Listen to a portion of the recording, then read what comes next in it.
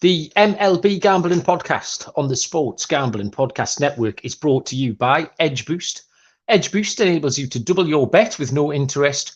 Go to sportsgamblingpodcast.com/edge to get started today. Welcome, everybody, to the MLB Gambling Podcast on the Sports Gambling Podcast Network. My name is Malcolm Bamford, coming to you from Newcastle upon Tyne in the northeast of England. Today is Monday, May the 29th, and we have a full slate of games for Tuesday, May the 30th in MLB to get across. And this evening, we have, I would say, the two hardest working men on the Sports Gambling Podcast Network. First of all, Mr. Munaf Manji. Munaf, what's happening? Not much. Memorial Day here. So first of all, I want to say thank you to those who have served, whether they've passed away or living.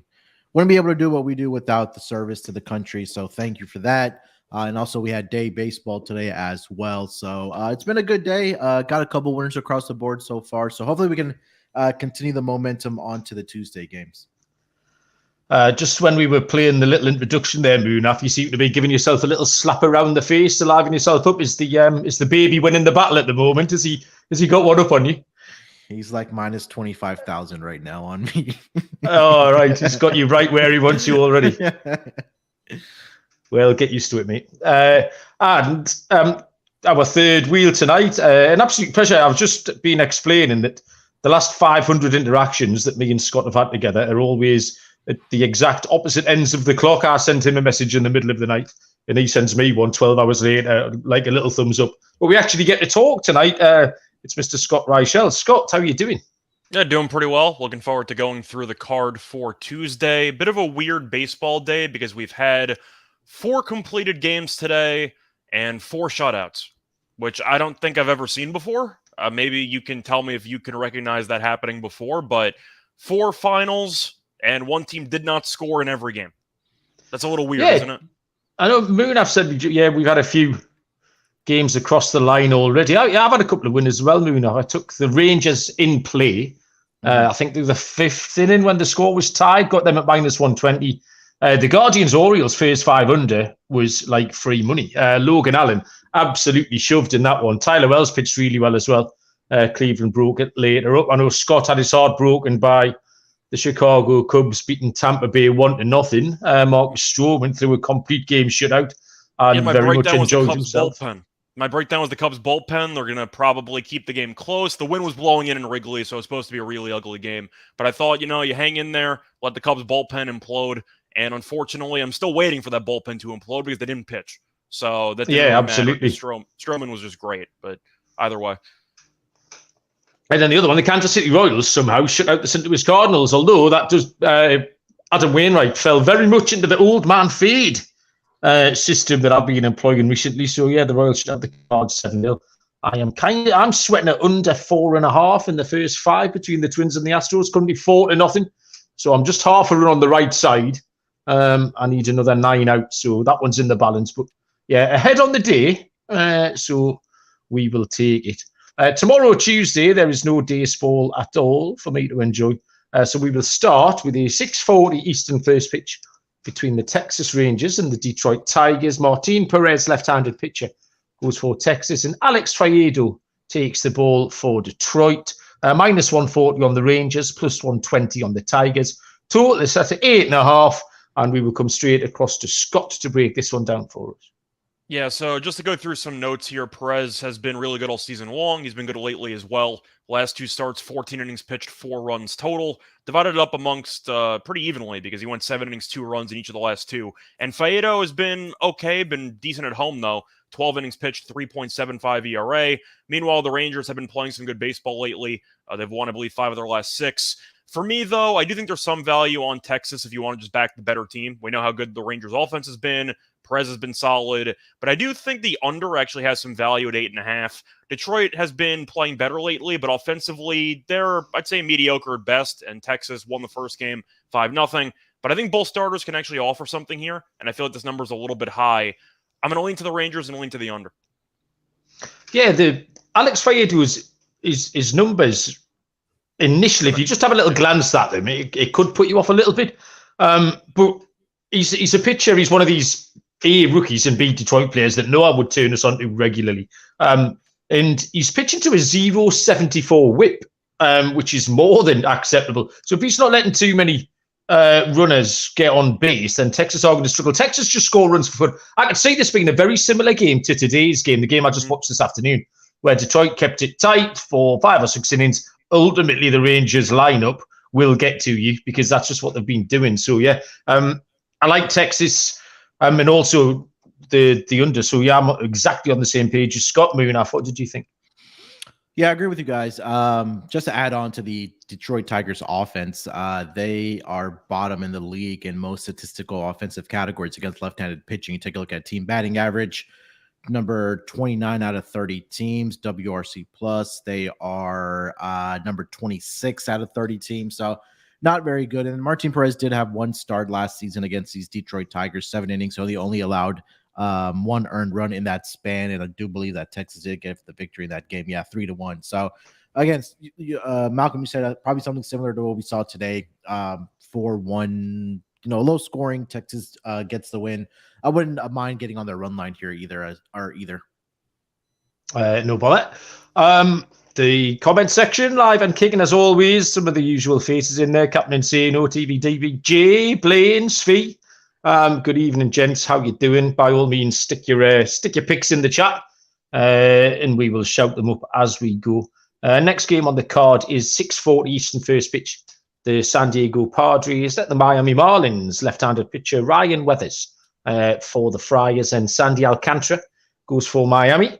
Plus 120 on the Padres, minus 140 on the Marlins. Total of 7.5. Back to Scott.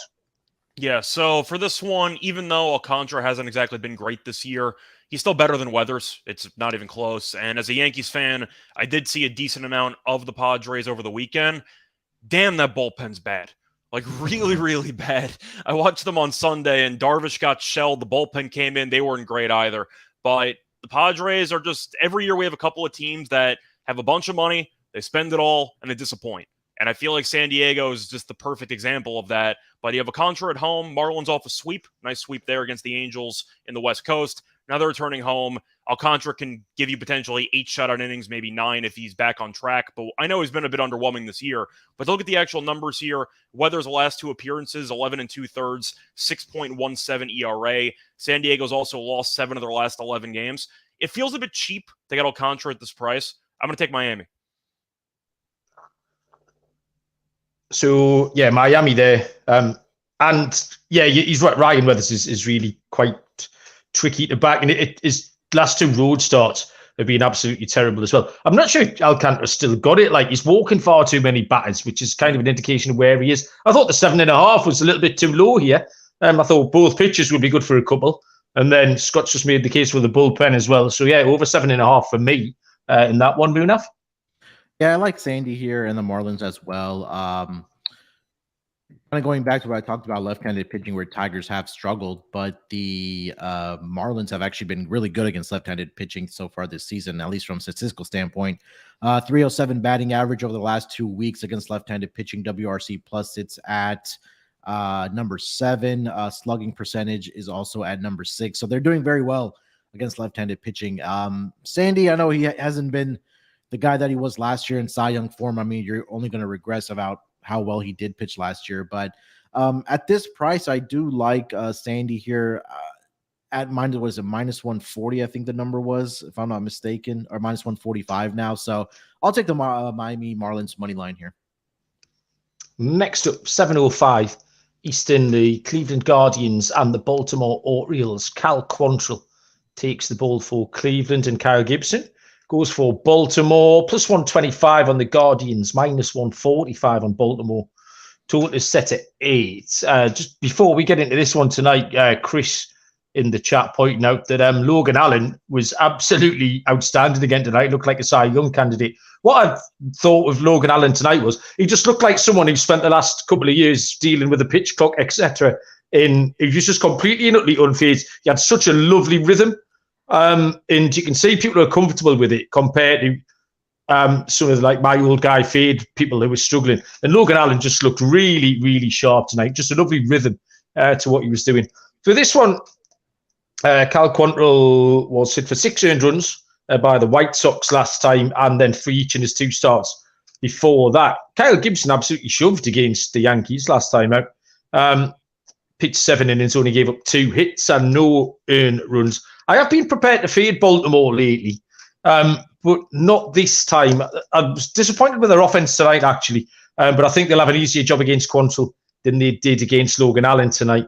They're just about backable. I don't feel great about it, but I'll take Baltimore at minus 145. Munaf, what have you got here? Yeah, I really couldn't get a feel for this game. Baltimore, this season after a loss, they are 13-6 straight up. Kyle Gibson, like you mentioned, he's coming off for 2 really good outings, which was against 2 divisional opponents in the Blue Jays and the Yankees, both of which were on the road. 14 innings combined in those 2 starts, 7 hits, only allowed 1 earned run. So hopefully he can carry that into this game against the Cleveland Guardians, who thus far this season have struggled offensively. I know they scored 5 runs today in a shutout victory, but I haven't been able to trust Cal Quantrill. I mean, he has starts where he's looked decent, and there's starts like he had in his last game where he allowed 6 earned runs to the Chicago White Sox. So I think Kyle Gibson can continue the form here. I'll back the Orioles here. So 2-2 for Baltimore. Is it a team right, Scott? I'm a bit on the fence here because I know Cleveland in the past couple of years has been really good whenever Quantrill's on the mound. This year, not so much, but still. The question is, do I really want to lay 145 with Gibson? And I know Gibson this year has been better than of years past, but 145 though, like it feels a little bit rich to me. I'd feel a lot better if it was like 130, but at 145, I think I'll take a spin. Maybe on a team total. Maybe I'll just ignore one of the pitchers and just try to hope that one of them implodes. But I do think at the end of the day, looking at just the money line price, I think I'm going to take a spin with Cleveland solely because I feel like laying 145 with Gibson long term is probably not a good idea. I'm going to lean to Cleveland. I don't feel great about it. But once again, I feel better about maybe a team total. And you just ignore Quantrill altogether. You ignore Gibson altogether. And hope one of these offenses actually wakes up. You've put in a nutshell there, Scott, what I felt about this Baltimore thing, because I've been fading Gibson kind of repeatedly, and I do feel like I have to give him a chance, but I still think I'm right, which is why I'm just, like I say, a little bit shaky about this tomorrow. Probably won't make it high up on my list of things that I'll be putting money on. I'm not betting this game. There's better options. Couple of new faces, always nice to see. Holy Bud, hello, welcome along. Scott getting some love as well off T-Rock3 in the chat. So lovely to have everyone along with us tonight. 7:07 Eastern first pitch is the Milwaukee Brewers at the Toronto Blue Jays. Adrian Hauser for Milwaukee and Yusei Kikuchi, left-handed pitcher for Toronto. Plus 150 on the Brewers, minus 170 on the Blue Jays. Total at 9.5. Munaf, take it away. Yeah, Adrian Hauser gets to start here for the Brewers, who's been really good thus far, or at least in the 2 starts that he's had over the last 2 games, which was against 2 really good offenses in the Astros and the Tampa Bay Rays. Combined 11 1/3 innings pitched, only allowed 6 hits, 0 earned runs to those 2 offenses. So he's been really good thus far. On the other side, Kikuchi, left-handed pitcher. I'm not sure if I can lay a minus 170 price with Kikuchi. He's coming off of a start against the Tampa Bay Rays where he did allow 5 earned runs in 5 innings pitched there. And he's had 3 straight starts where he's allowed at least 3 earned runs. 3 of his last 5 starts, he's allowed at least 5 earned runs. But he's been better at home for the Toronto Blue Jays with a 2-1 record and a 3.54 ERA. I think the edge where Kikuchi and the Blue Jays will have is that I talked about how bad the Tigers are against left-handed pitching. Well, the Milwaukee Brewers are the worst team against left-handed pitching, at least season long. So the last 2 weeks, they are the 3rd worst as far as team batting average, WRC plus. They are number 27 slugging percentage. They are number 25. So bottom of the barrel for the Milwaukee Brewers here. I feel like this number, the total was a little rich here. I think I saw it at a 9.5. I like the under there. If if I was going to back the Blue Jays here, I'd probably look at the run line, but I think my more favorite play in this game is the under 9.5. Kikuchi's getting a lot of love in the comments off Mark and Chris and people. Scott, how were you feeling about taking minus 170 about Kikuchi? I'm not laying 175 with Kikuchi. I know that Milwaukee's numbers against left-handed pitching are atrocious, but I'm with Munaf. I like the under here. Hauser has been good so far this season, and even though Kikuchi has been struggling a bit lately, he was really, really good when the season started, and then his ERA now is at about 4.5, which is where most people probably thought it was going to be during the actual season, but I'm going to lean to the under as well. 9.5 feels really high for a Milwaukee team that really cannot hit against left-handed pitching. I have a hard time, though, laying 175 with Toronto because I despise their manager. I think he's an abysmal manager, and I think he's going to get fired at some point soon, which might be why this team's struggling so far this season. But I'm with you on the under. I think that I'm going to dare Milwaukee to actually show up against a left-handed pitcher, and until they do so, I'll keep taking the under. Maybe a team total under for Milwaukee if you're scared of maybe Toronto waking up, but I do think at the end of the day, I have faith in Hauser to some degree, and it's mostly just fading Milwaukee's batters against lefties. So I'm with Munaf on the under. Absolute team right. I didn't have to look very far into this, really. Well, I saw that number at 9.5. Hauser's been pitching well in low-scoring games most of the time. Kikuchi's been decent at home. The number just looked far, far, far too high. So, yeah, pretty straightforward. Quick pick under 9.5. We will move on once I've told you about Edge Boost. If you haven't signed up, you are missing out. Edge Boost is the world's first bet now, pay later Visa card. Similar to other buy now, pay later programs, Edge Boost enables you to double your bet with no interest and pay back the advance over 4 equal weekly installments. That's right, 0% interest. Simply deposit funds into your account. Edge Boost will match the deposit so you can use double the funds on any legal sports betting site. Edge currently offers up to $2,500 in advances. That's up to $2,500 you can add to your bankroll. Our Edge Boost double down play of the day will be coming up when we give our locks out later on. Go to sportsgamblingpodcast.com/edge to sign up today. That's sportsgamblingpodcast.com/edge. Must be 21 or older. Only valid in legal gambling states. Problem gambler, call 1-800-GAMBLER. Next we go to, let's get this screen loaded up. I've opened the wrong one. I've opened today's scores, not tomorrow. 7-10 is the Cincinnati Reds and the Boston Red Sox. Ben Lively for Cincinnati and Brian Bello for Boston. Plus 165 on the Reds, minus 185 on the Red Sox. And the total is set at 10. Munaf. Yeah, I think this is another game where I don't think I can lay minus 190 with Brian Bello. I know, Mal, you're a huge fan of Bello. Yeah, baby. I love him. Ben Lively has been pretty good so far this season, or at least in the 2 starts that he's made for the Cincinnati Reds. 11 2/3 innings pitched. He's had 8 strikeouts in each of those starts. He's only allowed 2 earned runs in each of those starts, 7 hits combined in those 2 starts. So he's been going along very well. Just hasn't gotten really, or they did beat the Cardinals 10-3, and they lost to the Yankees 6-2. So really the bullpen that really gave it up in that game against the Yankees. But Brian Bello, surprisingly has been very good. I know he had the rough start in his first start against the Angels, but since then he hasn't allowed he's allowed 4 earned runs or more just once. And over his last 3 starts, he's only allowed a combined 5 earned runs in about 18 innings pitched. So it seems like he's finding some form here. The ERA is a little bit higher at home, which I think a lot of that had to do with the 5 earned runs that he did give up to the Angels, like I mentioned. So at home, he's allowed 9 earned runs. 5 of those were in one start against the Angels. So I feel like this is another total that's high here at 10. I started at 9.5 and then moved to 10. I can't lay the minus 190 price with Bello, despite how well he is pitching. He is prone to giving up the home runs in his starts. But at 10, I think I would probably look at a first 5 under because I don't trust this Red Sox bullpen because they are one of the worst. So first 5 under for me between these 2 pitchers. Yeah, Munaf, we're very much in sync tonight. The under 10 looked far too high. No secret that I'm a big fan of Bello. That Angels start was that stupid, was it Patriot Day where they started about 8 o'clock in the morning? And then it rained on and off for about 3 hours and they kept throwing him back out there. Him and Shohei Ohtani was soaked to the skin, just chucking up pies. So, yeah, he put a line through that completely. Bello's been great. And Ben Lively, not on purpose, but I've ended up watching his last 2 or 3 appearances, and he's been sneaky good. So yeah, I thought this could be a bit of a slow burner. The 10 looked far too high for me, although Boston have been an overs machine. Scott, did you like this total? I do want to ask you something quickly, though. How do you accidentally watch somebody's last 3 appearances? How does that happen?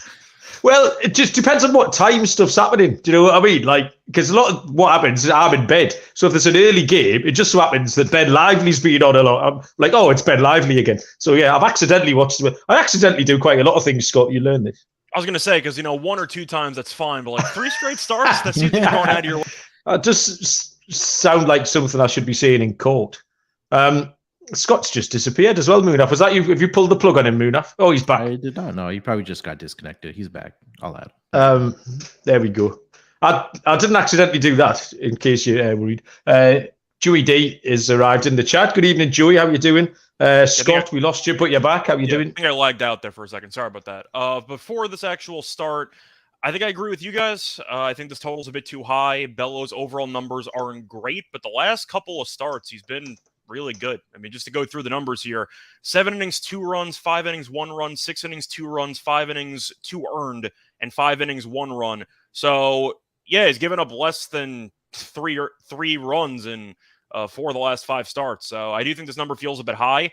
This does feel like a game where the total might be very high because maybe the wind's going to be blowing out because, once again, Lively's numbers are actually good.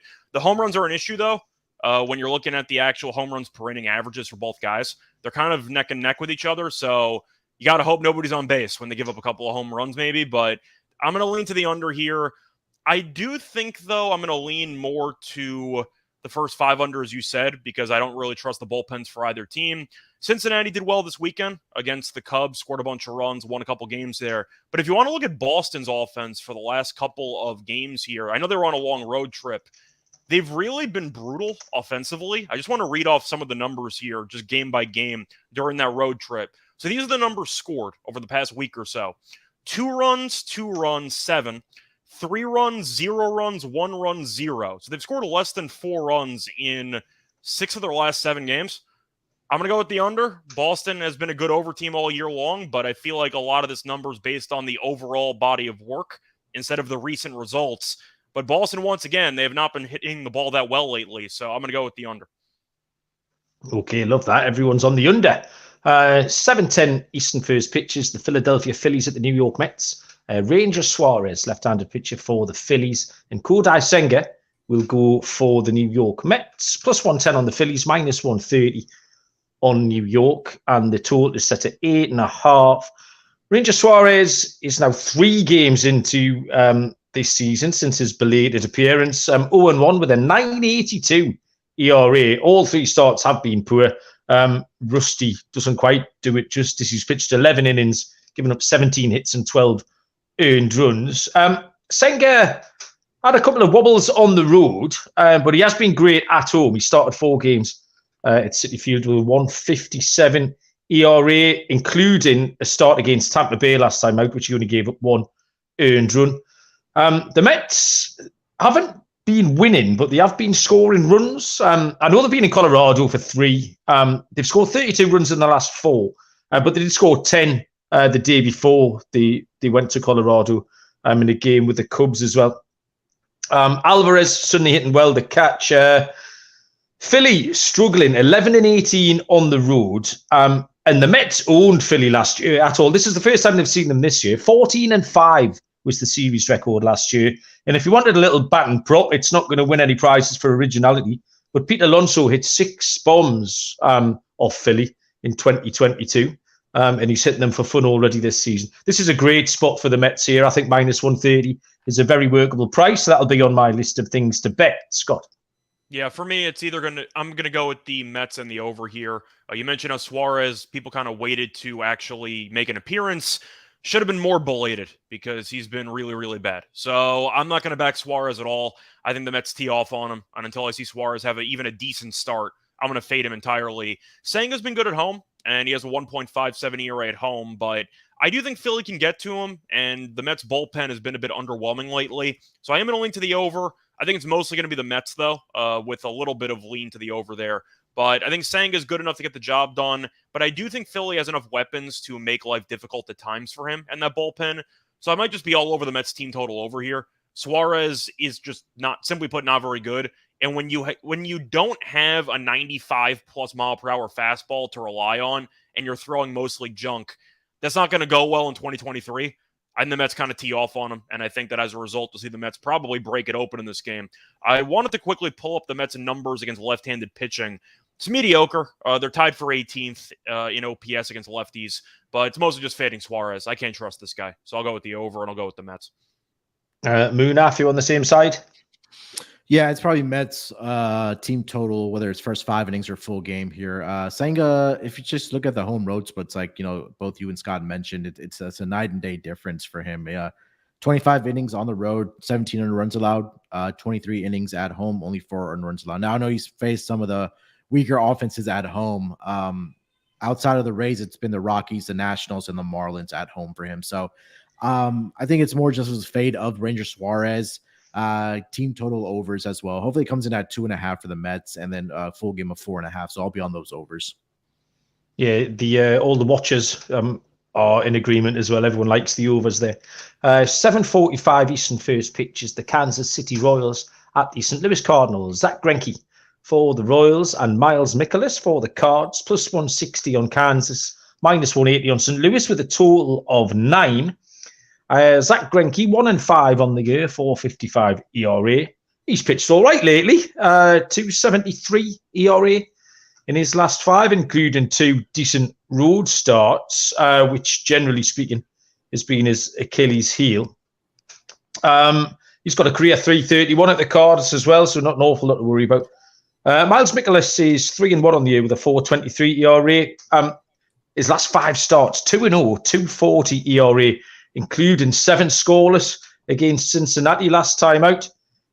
He's quite reliable, Mikolas. We've got a pitcher later on who's making his second start of the season, Kyle Hendricks, who's kind of my kryptonite. And I watched Miles Mikolas last week, and he reminded me a little bit of him. He lives very much on the peripheries. He nibbles around the edges. But if you don't get to Mikolas early, he will settle in, and it's like death by 1,000 paper cuts facing him. St. Louis have won his last 4 starts.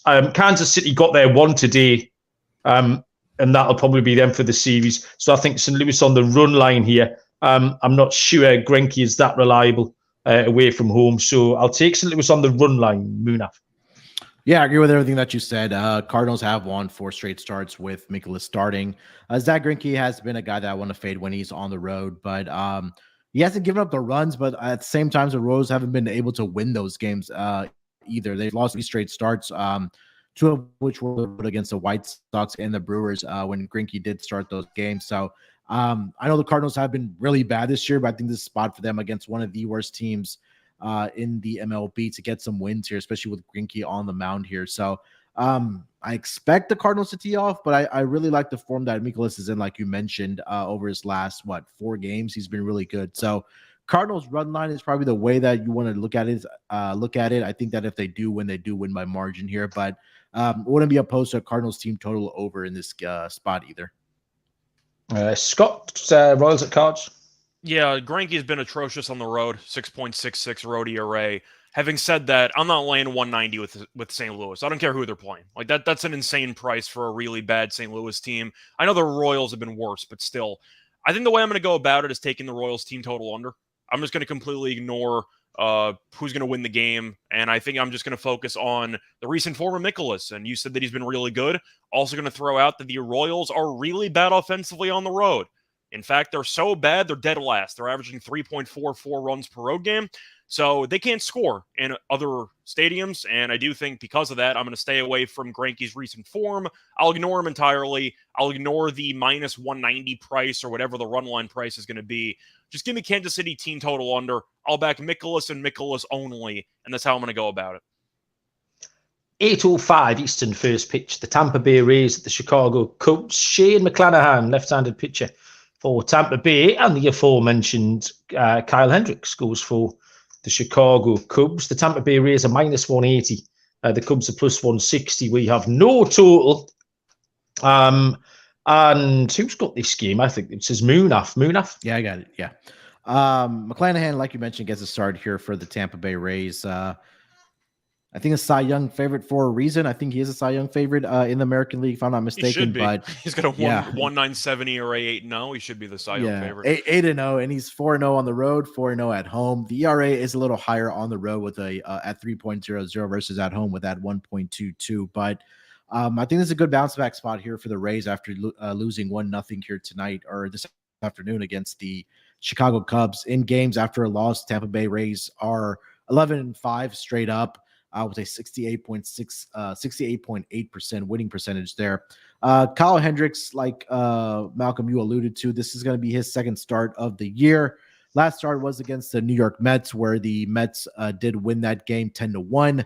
He allowed 3 earned runs in about 4 1/3 innings pitched, 5 runs overall. Did have 2 walks and 6 hits he allowed in that game.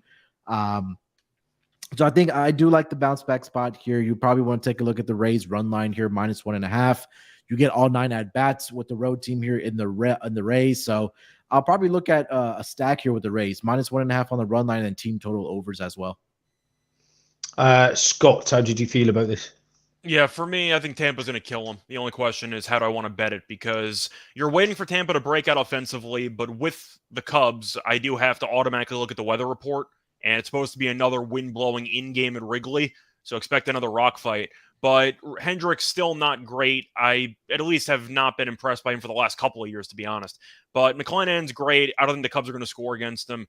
I like the Cubs' first 5 team total under, the full game team total under. I see a really ugly game.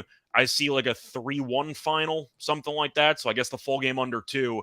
But I would be all over Tampa team total over if it was not blowing in Wrigley pretty badly. It's supposed to be, according to Ballpark Pal, roughly a negative 26% 26% decrease in home run probability. So I see a lot of long fly ball outs, and I see a pretty quick game. Give me the under. Give me Cubs team total under as my favorite play. I really see like a 3-1, 4-1 type final. Yeah, similar. It's impossible to handicap it any other way. I had Tampa Bay Rays on the run line the same as Munaf. And you just know that Tampa Bay Rays are the sort of team who are going to have a plan for Hendricks as well. They're not just going to roll up and see if they can hit him. They'll know exactly what they're doing when they come to face him tomorrow. Talking about Cy Young, we forgot to mention Munaf when we talked about Texas a little while ago that Nate Eovaldi pitched another beauty tonight. We tipped him up when we were talking with Sean and Ryan last week at 20-1. Pitched 25 innings, to a lot of pitches, 95, but another 5 scoreless will bring his ERA down and will probably bring his odds down with it as well. So, yeah, Eovaldi very much on our radar. Okay, we will move on once I have told you about... are we still on Shady Rays? No, we're on the SGPN app. Home to all of your free picks and podcasts in one convenient place, plus exclusive free roll contest links. Download the SGPN app for free in the App Store or in the Google Play Store. Okay, next game up is an 8:10 Eastern first pitch between the Minnesota Twins and the Houston Astros. Joe Ryan for the Twins, another Cy Young contender. And we have Brandon Bielak going for the Astros, -125 on the Twins, +105 on the Stros. Total is set at 8 for Scott. Yeah, so they're in the middle of the game right now, so the stats I'm about to mention are, of course, not including the game happening right now. But to go through the recent form of both teams, Houston's been quietly really, really good, and Minnesota's been fine for the most part, but not great lately. Minnesota's lost 7 of their last 10, and Houston has won 14 of their last 17. However, it's a bit weird because even though they've been winning this many games, the offense really hasn't been amazing. It was fine yesterday when they broke it open against Oakland. But for the most part, the offense has been a bit quiet, but the pitching's been really good. And Ryan's been really good for Minnesota, and especially that's true on the road. 37 innings pitched, 2.19 ERA. Having said that, though, Houston's really a dog at home. Really? +105 at home? I mean, I understand that Ryan's the better pitcher. I get that, but I got to take Houston. When you win 14 of 17, and we know how good Houston's been at home for, I don't even know, the last 5-10 years at this point. You don't see him as a dog that often at home. Just give me the plus money. Yeah, that makes sense. Munaf, your hometown Astros, you on them as well? I feel better on Minnesota. I understand. Like Yeah, first five, and I think Minnesota that's maybe, exactly but I don't where I trust that wanna go. bullpen at all. Yeah, that's what, and anytime I see Joe Ryan and Sonny Gray on the mound, it's first 5 innings for me with the Minnesota Twins. So we cashed both of those last week. And then I think it was a Sonny Gray start where the Twins were up after 5 innings, and then they gave it up to the Giants, and they went out to lose the game outright. And then Joe Ryan the next day came out and got a 7-1 victory for the Twins against the Giants. So I think that I'm going to go with Joe Ryan in the first 5 innings, like Scott mentioned, and I think that's kind of been the theme for me when I'm backing these two pitchers for the Minnesota Twins. It was been within the first 5 innings. The Astros have lost 3 of the last 4 starts made by Bielak thus far this season. And those have been all starts. I know he's just started off as a reliever for the Astros, but with the injuries that they are dealing with in that pitching rotation, they brought him up to be a starter. So they have lost 3 of his last 4 starts. He also did give up 3 home runs to the Milwaukee Brewers in his last start in Milwaukee. So I'll go with Joe Ryan in the first 5 innings money line. That should be a decent price. Yeah, you also didn't mention the one win that Houston has with him in the last 4 was against Oakland, which doesn't really count. Yeah, exactly. Yeah, absolutely doesn't count. I've got Minnesota down here, outright at -125. Just a couple of notes on Minnesota. They got I made these notes earlier on. Royce Lewis back from injury, top-ranked prospect, and only about half an hour ago he had a 3-run bomb in a little bit of the game last. So he's going to help out this fairly average Minnesota offense. And Max Kepler's back as well, so Minnesota get a little bit of extra help. I thought Bielak was a bit wobbly last time, and I would like to see him again before I put any money behind him. So that was my reasoning behind taking Minnesota. I just thought Bielak could be in for a bit of a tough time tomorrow, so I'll take the Twins. 8-10 Eastern is the LA Angels at the Chicago White Sox. Left-handed pitcher Tyler Anderson for the Angels, and Lucas Giolito goes for the White Sox. Plus 115 for the Angels, -135 for the White Sox. Total set at 8.5. First thing to mention on the White Sox, don't know if Munaf and Dylan mentioned this last night, that Liam Hendriks is back, called up today from his bout of cancer. So great news story there. Good luck to him. Happy for everyone involved there. Tyler Anderson is 2-0 on the year with a 4.81 ERA. He had a really sluggish start. He's been putting it together in the last few starts. He hasn't given up more than 3 in his last 5 starts. Lucas Giolito had a bad start at Detroit last time, but he's much, much better at home. Different pitcher. 277. Might say 227. Can't read my own writing. Either way, it's decent.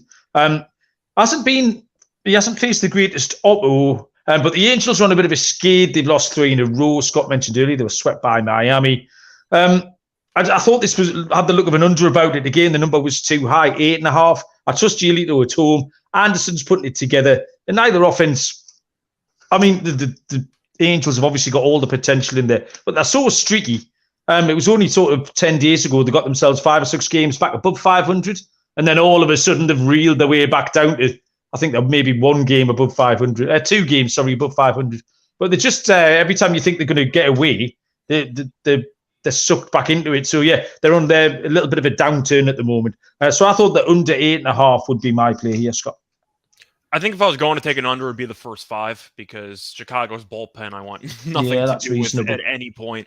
But Giolito does give up a decent amount of home runs, giving up 9 so far this season. Anderson's given up 7, so there could be some fly ball that turn into home runs. But then again, I mentioned the wind at Wrigley. It's not as bad here, but it's still blowing in to some degree. I think I'm going to take a spin here with the Angels. I don't feel great about it, but at the end of the day, I don't want to lay 140 with the White Sox. This is just a pretty underwhelming baseball team. Giolito is fine, but he still pitches to contact most of the time, and he's giving up roughly a hit per inning. So I can see the Angels getting something done here, but it's mostly the bullpens here. The Angels' bullpen has been a pleasant surprise so far this season. The White Sox bullpen we know is not very good. Hendricks might help, but once again, he hasn't pitched in a while, and I wonder when he'd actually be used.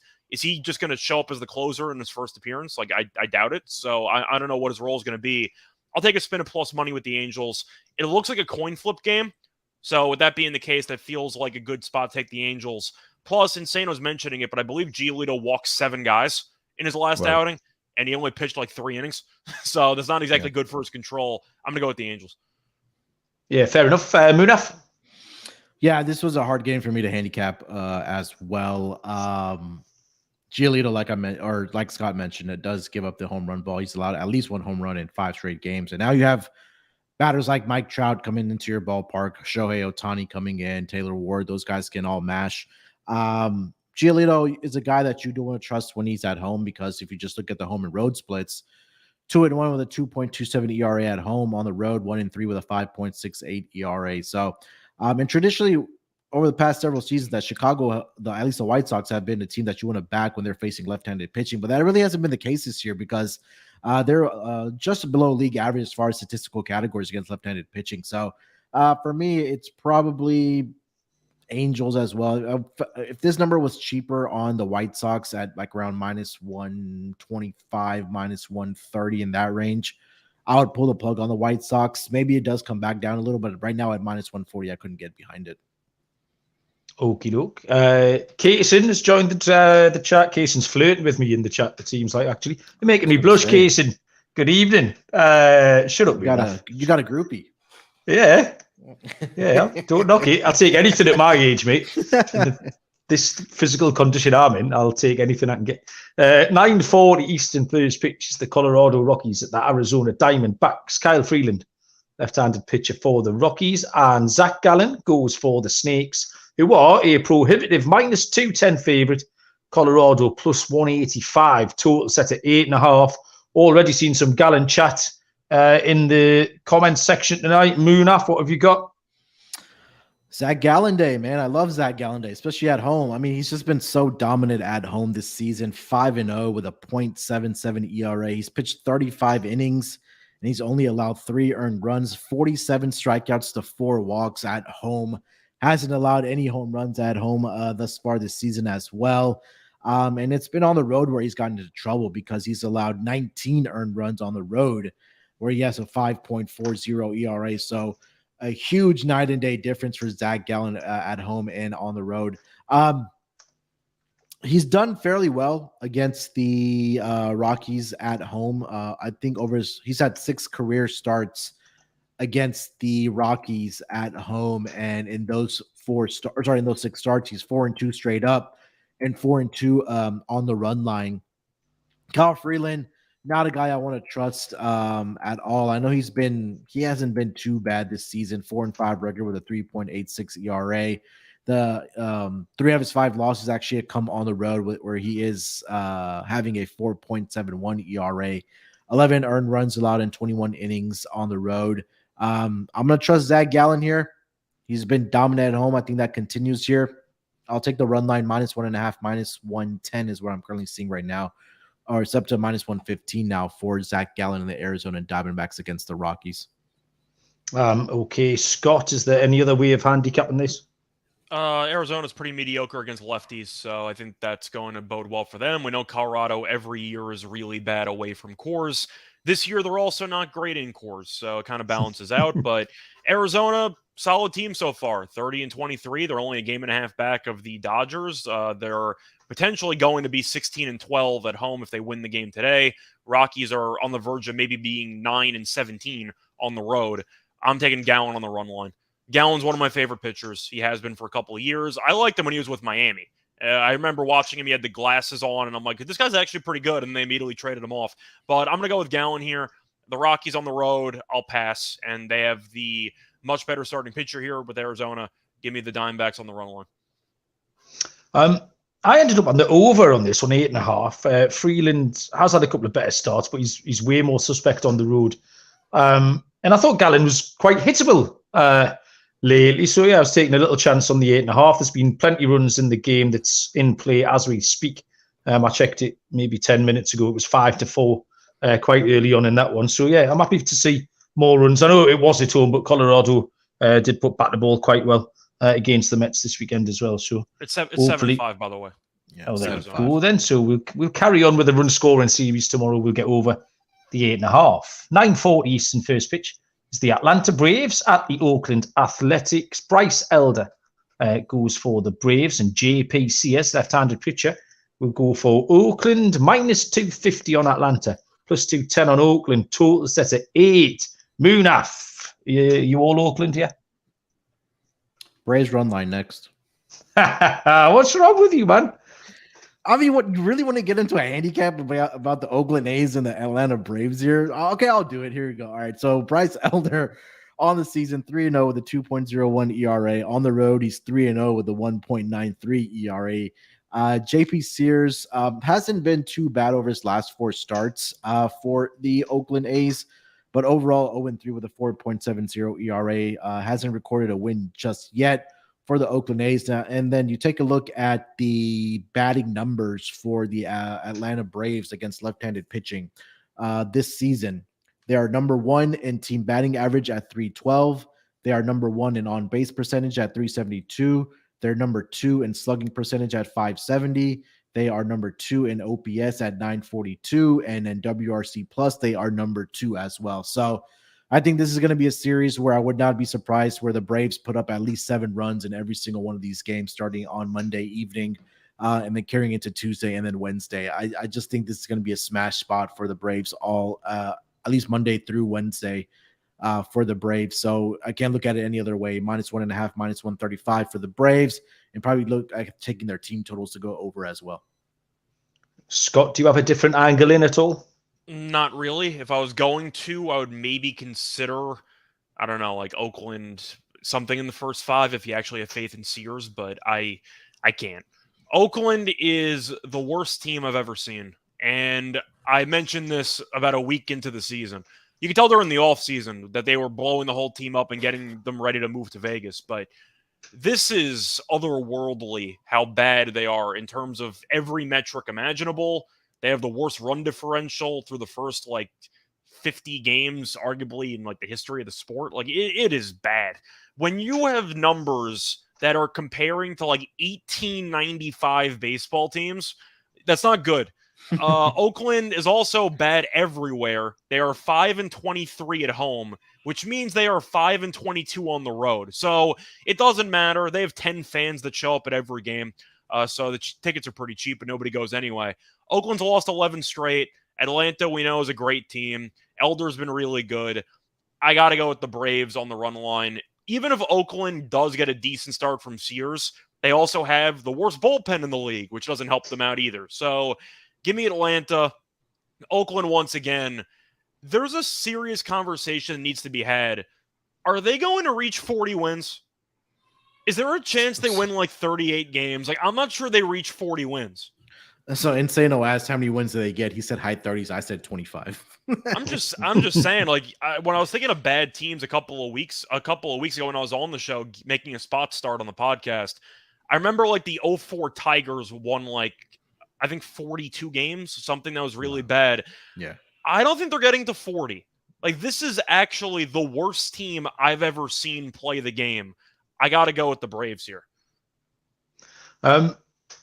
As much as I agree with everything you've said, you mentioned, Scott, the bet that I like here, which I'm going to take. Oh yeah, correct. I'm going to take Oakland on the first 5 here. I like CS. He's serviceable, and just with Bryce Elder this week, I don't know if you've seen this, but there was quite a lot of noise around Twitter. A lot of fantasy-based noise is what it was. Really about how Bryce Elder's ERA is not remotely reflective of kind of some of his underlying metrics. Now, I didn't get into the conversation much more than that, really. But yeah, there's people who are setting up Bryce Elder for a fall. So he might not have to be a complete nutter blow, but if CS can hold it together tomorrow, then Oakland might just have a little chance of getting their noses in front through 5 innings. So that's going to be my play. And it is bold, T-Rock, but that's why I'm here. 9:40 Eastern first pitch is the New York Yankees at the Seattle Mariners. Left-handed pitcher Nasty Nestor Cortez goes for the Yankees, and Logan Gilbert goes for the Mariners. Plus 110 on the pinstripes, minus 130 on Seattle. Total is 7.5. Cortez 4-2 on the year, 5.30 ERA. He's still kind of struggling to put a sequence of good starts together, and he hasn't been great on the road. Logan Gilbert's been fine, 3-2 on the year, 360. 306 in his last 5, 304 at home. He's really looked in control, in fact, in his last few starts. He's not allowing many base runners. Seattle have picked up a little bit recently since myself and Noah did this division on Futures Friday a couple of weeks ago. Tipped up Seattle. They've gone 6-1 on this homestand.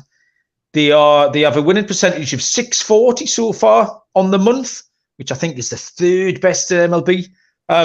They're above 500. In fact, they're in the best position they've been all season. They're 3 games above 500, which is a season high.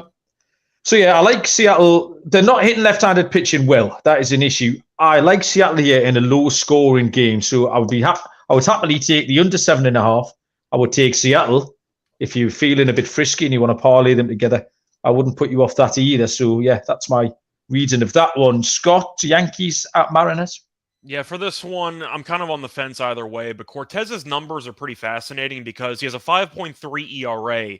But if you ignore the third time through the order, he's really, really good. The problem is every time he faces a batter for the third time, he gets absolutely shelled. And if you go by inning, 5th inning onward, he gets absolutely killed. But to go through the numbers here, first time through the order, these are batting average numbers, 181. Second time through the order, 238. Third time through the order, 439. Anytime he faces a batter for the third time, they got to pull him. He's only going to go 5 innings. He just can't see a guy for the third time. I think my favorite play is going to be a prop, actually. I'm going to go with the Cortez under and outs because, once again, they can't use him after he faces a team for the second time. The third time through the order, everyone turns into Ted Williams. So I can't go with Cortez to really have a great start here when he's not going to give them much depth. And the Yankees bullpen's been fine. They've had to use a lot of guys lately. I think I'm going to lean to Seattle just based on recent form. Gilbert has been solid. It's going to be an ugly game, but I do think my favorite play is actually going to be a prop here. I'm going to take Cortez under on the outs, assuming that it's going to be less than 15.5 or so. I'll dare him to go 5 1/3 because I don't think he can. The Yankees have to realize how bad he is when he faces, once again, a team for the third time in the order. I got to go with the under for Cortez outs. I love that, Scott. I love that analysis and pick on Cortez. We did say last week that Seattle would go as Julio Rodriguez is going, and he's been hot lately. Certainly firing up Seattle in this. But Munaf, what did you have on this one? Yeah, I'll lean with the Yankees here in this game. See it plus 105 right now. Logan Gilbert in 2 starts last season against the Yankees. 9 1/3 innings pitched, 17 hits, 13 earned runs he allowed to the New York Yankees. Cortez was decent against the Mariners last season, but it's just his form this season.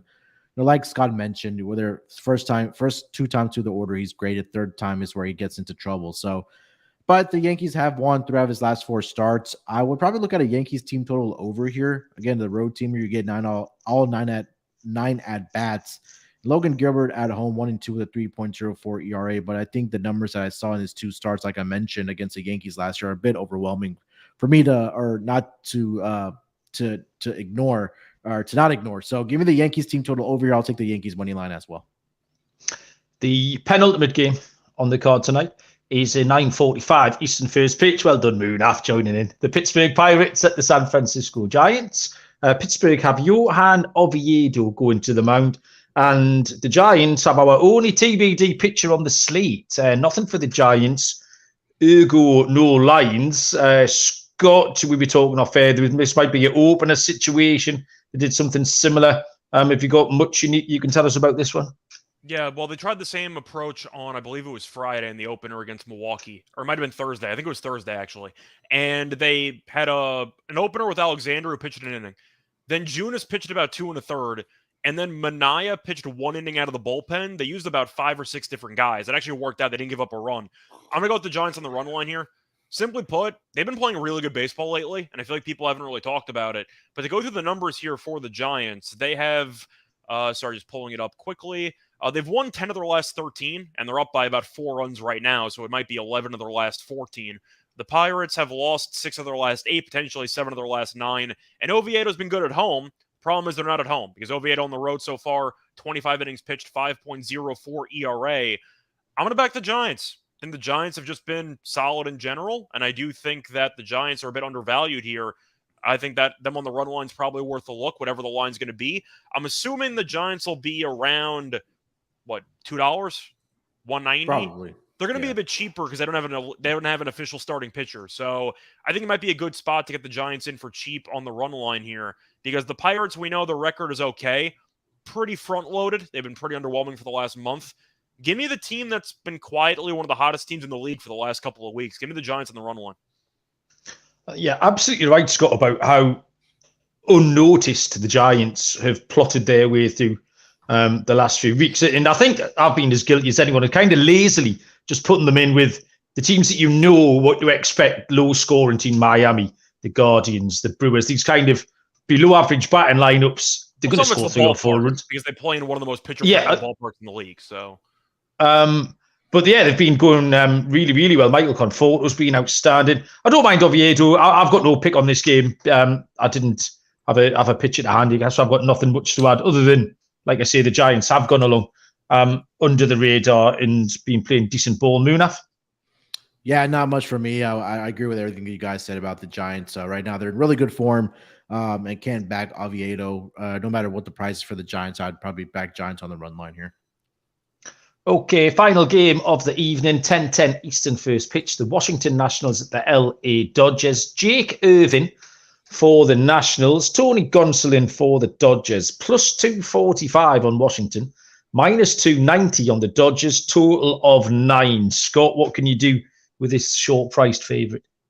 Oh, I wanted to make a case for the Nationals, but I don't think I can do it. Irvin's last 3 appearances have been so brutal. 11 1/3 innings pitched, 9.53 ERA. And Gonsolin has been really good for, about a season and a half, 2 seasons at this point. He's just been consistent. Yeah. And going through the last 3 appearances, 15 2/3, only 3 total runs allowed. I got to go with the Dodgers here. I got Dodgers run line. It's at like minus 145, minus 150. I wanted to make a case. But when your ERA is 9+ in your last 3 outings, and the Nationals, of course, are significantly inferior in terms of talent, I got to go with the Dodgers here. I like Gonsolin a lot. I like the lineup a lot. I don't like Irvin at all. Give me the Dodgers run line. Maybe minus 2.5 if you think they bury him. I think they might bury the Nationals here. I think they win this game by probably 4+ runs. Give me the Dodgers. Yeah, we've been quite keen on making a case for the Nationals over the last couple of weeks. They've been more than competitive and generally at good prices as well. But I do worry for Irvin here. I think he could get buried. You're absolutely right. Tony Gonsolin, late start of the season, and kind of everyone said, well, he can't do what he did last year. He ended up with a ridiculous amount of wins. Did he finish 20-1 or something? And people said, well, that can't happen again. Finalist. He didn't win, but he was a finalist for the year. Well, it turns out he can be like that again this year because that's how he started. My pick here was first 5 run line here. I just think the Dodgers will get out, hit Irvin early and often, and put it to bed pretty quick. Munaf? Yeah, I mean, going back to last season, Tony Gonsolin at home, 10-1 with a 1.78 ERA, 64 strikeouts and 14 appearances. Now, coincidentally enough, the one loss he did suffer was against the Washington Nationals last year on July 25th. But when you have Jake Irvin on the mound, I mean, Scott mentioned the numbers. The opposition has scored exactly 8 runs in over his last 3 starts between the Mets, the Tigers, and the Padres. So we probably look at some team totals over here for the Dodgers, whether that's first 5 or full game. Bullpen for the Washington Nationals is below league average as well. I think the Nationals may steal a game in the series. I just don't think it'll be this one. So Dodgers run line and then team totals overs for me. Okey-doke. Thank you, Munaf. Ladies and gentlemen, boys and girls, 15 games, handicapped. Lock and dog time. We'll let Scott lead off. Scott, what do you have? All right. So for the lock for the show, I'm contemplating what exactly I want to do because there are a couple of plays I do really like on the slate. I think I'm going to go with the... Yeah, you know what? I'm going to trust my instincts here. I'm going to go back to that Milwaukee and Toronto game. I'm going to go with the under. I think 9.5 is too high. We mentioned before Hauser's been solid this year, and the Brewers are the worst team in the league against left-handed pitching. So I think that's going to cancel each other out. Plus, Milwaukee's offense quietly not been great lately. I know that it kind of exploded on Sunday, but that was a bit of an outlier. They did nothing for the first 3 games in that Giants series. I'm going to go with the under 9.5 in that game. That total feels a bit high. And your dog? Yeah, so my dog, what do I want to do here? I got a couple of choices. I didn't really see many money line dogs that I really liked, so I'm not sure if I can really give one of those out. I do think, though, I'm going to go with the fun play here, which is kind of obvious, but I'm going to do it. Give me the Braves minus 2.5 against Oakland, minus 3.5, whatever number you want. I don't really care. I think that even though Sears might pitch decently, I don't know how long he's going to go. Atlanta could potentially jump on him. Elder's been pretty good, but you're fading Oakland, which is always a good move. I believe if you're blindly backing Oakland money line in the season, and they're like plus 250 every game, you're down 29 units. 29 units backing Oakland, and you're getting roughly 3-1 every game. Yeah, it tells you how bad they are. I think they're the worst team ever constructed. So give me the Braves minus 2.5, or I'll take them 2.5. Give me the Braves minus 2.5, which should be around even money. I think they're going to jump them, and I think they probably win this game by 4 or 5 runs. So give me the Braves alternative run line in that game. Yeah, you need to see like 4-1 every day about Oakland to make them backable, and you just never, ever see it. So you can't do it. 4-1, if they've lost 11 straight, are they still backable at 4-1? Yeah, it could be a bit more. Munaf, lock and dog. What have you landed on? I'm gonna go with what's not broken for me, and it's not broken. Don't try to fix it. Arizona Diamondbacks, Zac Gallen minus 1.5, minus 115 on the run line. We just discussed how dominant Zac Gallen has been at home so far this season for the Diamondbacks, 5-0 with a .77 ERA. He has had success against the Colorado Rockies, so I think that he'll be in top form here, Cy Young form here for Zac Gallen against the Rockies. So I'll take the minus 1.5, minus 115 as my lock. For my dog, couple of ways we can go here. We don't see a run line price on the Rays yet. I don't think that'll be a plus price, but give me. I got creative with the alt line. You can try to do that with the Rays if you want to. Yeah, I think that'll be a plus price as well. I was going to take like an alt Cubs team total. I thought about like 2.5, but I don't think we're going to get it, so I couldn't really give that out. I'm going to go with the Mets on the run line, minus 1.5, plus 155. We'll fade Ranger Suarez here. We talked about how bad he's been. Senga at home has been really good for the Mets. I know we discussed he hasn't faced the greatest offenses at home, but I think that he can continue pitching well. I think Ranger Suarez will continue to be bad here. I think the Mets should be able to get some runs against him because Suarez has just given it up in the 3 to 4 starts that he has made so far this season. So at plus 155, I do like the value there. Minus 1.5, plus 155 with the Mets against the Phillies. Yeah, that's a good pick, Munaf. I like that. My lock is going to be a total, and it's going to be the over 7.5 in the Padres-Marlins game. I think both starting pitchers could contribute, Weathers and Alcantara. Weathers we know isn't great, but Alcantara's still not really being able to put it together for me. Miami just swept the Angels, and the Padres be more than competitive on this road trip. So that 7.5 looked a little bit too low. For my dog, I mean, I've backed myself into a corner here. Oakland first 5. I don't mind Sears. And yeah, there's something going on with Elder that I'm not good enough to work out, but people better than me tell me. The wheels are about to come off. So tomorrow might be the day. I'll take Oakland on the first 5. Will be a fancy price against the Braves. Scott, that was the first time, the first show we've done together for about 2 years, and I really enjoyed it. Thank you very much. Anything else happening this evening? What do we need to tell the people about before we go? I got Game 7 in basketball, so if you enjoy what time does that start? Is that on soon? It's about 2.5 hours. Okay, then. Way past you might be sleeping by then. But yeah, way past my bedtime, that. Yeah, so we got the NBA show. We're going to be doing a live reaction post-game for... I shouldn't say live, actually. We're going to do a podcast. No, it will be live. What am I talking about? Yeah, we're going to be doing a live post-game reaction to Game 7. So if you want to jump in, give your thoughts on how the game's rigged because Scott Foster and Tony and you got Brothers as the ref, jump in. But we got an NBA show later tonight. Besides that, we got NBA the entire week getting ready for the finals, regardless of who wins Game 7. Got the tennis podcast as well. French Open started yesterday, so I've been keeping busy there. So a lot of sports going on, a lot of fun, a lot of bets to be made, and a lot of money to be made. Munaf, I saw you calling the the umpiring, refereeing crew for the basketball. Were you right about that? Yeah, I got 2 of the 3 right. So we did get Scott Foster and You got Tony the main Brothers. 2. The third we one, knew. who cares? Third one is who cares. So hopefully it's a good game here tonight. In the NBA, Game 7 is always exciting. So again, if you're an NBA fan, tune into the live reaction show. Scott and Delonte will be doing that. But other than that, we'll be here for MLB throughout the week as usual. So looking forward to it. Give me one pick, Moon. I have to put a pizza bet on out of my baseball winnings today. For the NBA?